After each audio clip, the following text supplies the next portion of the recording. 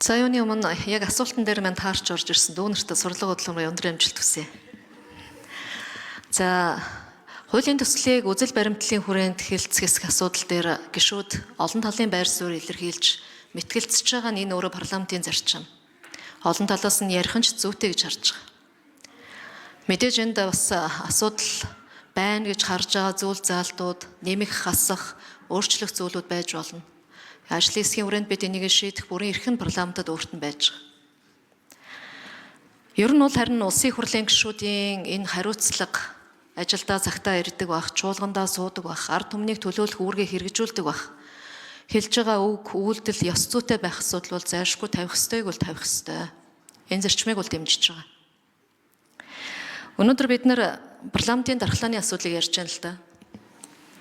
Парламентын дархлаа улсын хурлын гишүүд дархлаатай байх ёстой гэж ярихаас илүү улсын хурлын гишүүд парламент өөрөө ард түмэндээ хүлээн зөвшөөрөгдөж ард түмэндээ ёс зүйтэй хариуцлагатай байгаа байдлаараа хүлээн зөвшөөрөгдөж энэ дархлааг бид биш ард түмэн энэ парламентын дархлааг бий болгох байх гэж харж байгаа. Тийм учраас бид ёс зүйн асуудлыг, хариуцлагын асуудлыг гишүүд маань өөрсдөөсөө эхлээсэй гэж би бодож байгаа.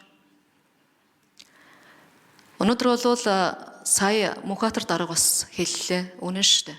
Манай бүлэг дээр Мөнхбаатар даргыг бүлгийн дарга байхад ажилдаа цагтаа ирж гэнэ үү, хуралдаа цагтаа сууж гэнэ үү, санал хураалтанд оролцож гэнэ үү, тойрог дээрээ ажиллаж гэнэ үү? Энэ бүхнэр нь үнэлээд өгнө гэхэд дэмжээгүй шүү дээ бид. Өөрсдөөсөө бол ер нь ёс зүй хариуцлагыг ярих их дургүй юм байна гэж би харж байгаа. Манай гишүүд. Бусдаас бол бид нэхэж чадаад байгаа. Тэм учраас хариуцлагын тогтолцоо байх ёстой гэдэг дээр би олон гишүүдийг санал нэгдэж байгаа хаа гэж ингэж бодож байна. Харин ажлын хэсгийн зүгээс гишүүдийн эргэлзээ төрүүлж байгаа анхаарал татж байгаа асуудлууд дээр бол яг тодорхой хариултуудыг зүйсээр өгмөр баг. Тэгээ хоёр асуулт байна. Нэгдүгээрт за энэ гишүүдийг эргэн татах асуудал дээр улсын хурлын гишүүнийг эргэн татах асуудал дээр өнөөдөр хууль эрх зүйн хувьд хүчин төгөлдөр мөрдөж байгаа зохицуултууд бий. За энэхүү хуулиар яг энэ зохицуултын ямар асуудал нь орхигдсон байна гэдээ оруулж байгаа юм бэ? Дөрвөн гишүүд бас асууж байсан процессын асуудал нь байгаад байна уу? Яг ямар асуудал нь орхигдсон гэж оруулж байгаа ялгаа нь юу вэ? Онцлог нь юу вэ? Өнөөдөр яагаад энэ үндсэн хуулиар олгогдсон, үндсэн хуулиар заасан байгаа эргүүлэн татах тухай асуудал дээр нь бид нар хэрэгжүүлж чадахгүй байгаад байгаа гол шалтгааныг хууль санаачлагчийн зүгээс юу гэж харж байгаа вэ гэдгийг тодорхойлъё. За хоёрдугаарт үндсэн хууль зөрчсөн асуудал дээр. За ёс зүйн асуудлыг бол парламент дотроо яриад, ёс зүйн дэгийн хор байнгын ороогоороо яриад, парламенттай яриад ингэж шийдэх юм байна гэж. Үндсэн хууль зөрчсөн хэсэг асуудлыг үндсэн хуулийн цэцэд хандаад цэцэн шийдвэр гаргачих гээд байна гэдэг ийм болгоомжл, ийм байгаагүй гэдэг ийм зүйлийг яриад байна л да. Энд өөрчлөлт орчлоо гэд гишүүд бас яриад. Тэгэхээр үнэхээр энэ үндсэн хуулийн зөрчил үүсгэх асуудал байгаа мүү? Үндсэн хууль зөрчсөн, улсын хурлын гишүүн үндсэн хууль зөрчсөн гэж үзэх юм бол парламент ямар ч шийдвэр гаргахгүй үндсэн хуулийн цэцээр эцсийн шийдвэр гарах гээд байна гэдэг энэ болгоомжл нь өнөөдөр хэрэгжиж байгаа мó эсвэл энэ хуулинд шинэ үзэл санаа олж орж ирсэн юм уу гэдэг дээр хариулт авъя. За хэн хариулах ажлын хэсгээс Отхон Баярын Машбат ажлын хэсгийн гишүүн 4 номерын микрофон. За гол шалтгаан юу юм бэ гэхэд одоо байгаа механизмаас юугаар ялгаатай юм бэ гэхэд нэгдүгээр асуулт. Одоо байгаа механизмаас юугаар ялгаатай юм бэ гэхээр одоо ч нөгөө ингээд цэц чинь дүгнэлт гаргачих бол эсвэл одоо шүүх эцсийн шийдвэрийг гаргацсан байхад тэрнийг заавал их хурлаар хэлцэх хэрэгтэй болчиход байгаа. Гэтэл яг 19 онд бид нарыг нэмэлт оруулсан нэмэлт өөрчлөлтөөр чинь юу тавьсан байх вэ гэхээр энийг цэц эгүүлэн татна. Их хурл эгүүлэн татна гэдэг императив болчиход байгаа байхгүй. Өөрөөр хэлбэл цэцийн шийдвэр шүүхийн шийдвэрийг их хурл уулна дахин хилэлцэх ирэхгүй байдаг. За тэр нь болохоор шин 66-гийн 2-ын 66-ийн 3 дээр байдаг хаа. Тэгээд тавьсан байна. Тэгэхээр энэнтэй нийт сүүлж байгаа л санаатай.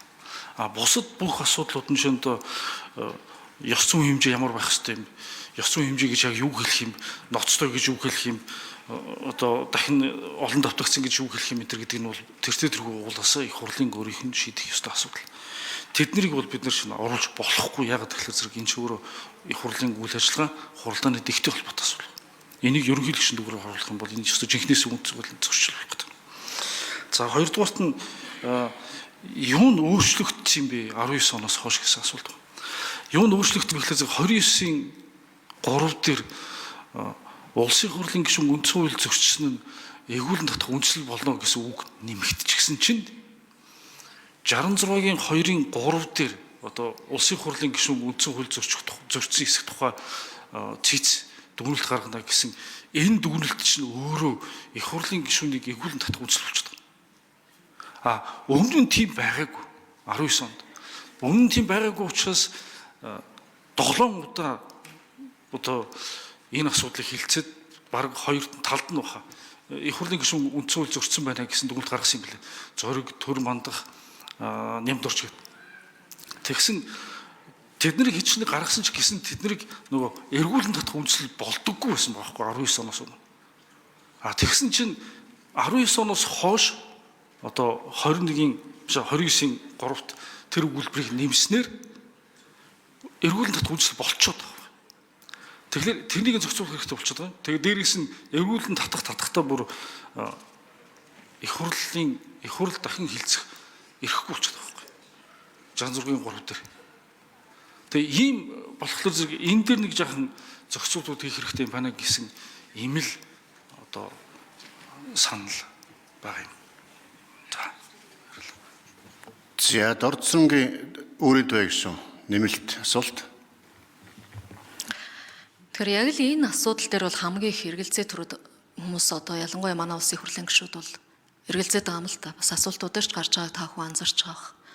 Тэгэхээр яг энэ үндсэн хуулийн заасан, үндсэн хуулиар зааж орж ирсэн энэ заалтуудыг процессын хуулиудаараа илүү тодорхой болгож байгаа гэдэг зүйлээ илүү их сайн ойлгуулах, тайлбарлах, энэ гаргалгаа нь хэрвээ буруу томьёологдсон бол энэ асуудлыг ярих хэрэгтэй байх гэж бодож байгаа. Өнөөдөр улсын хурлын гишүүд ард түмнээс сонгогдсон, ард түмний төлөөл бид 50-60 мянган сонгогчдын санал авч орж ирсэн. Ард түмний үгийг энд бид нар хүргэх, төлөөлөх үүрэгтэй. Ард түмэн энд хуулийн төслийг дэмжиж байгаа. Улсын хурлын гишүүдийн ёс зүйн асуудлыг, хариуцлагын асуудлыг ярьдаг байгаасаа гэж хүсэж байгаа. Тийм учраас миний хувьд бол энэ хуулийн төслийг хэлэлцэх хэсгийн дэмжиж цааш нь ажлын хэсэг хэлэлцүүлгийн явцад парламентын мэтгэлцээнийхээ зарчмаар асуудлуудаа ярих нь зүйтэй байхаа гэж бодож байгаа гэдэг саналаа бас хэлье. Баярлалаа. За үг гэлээ.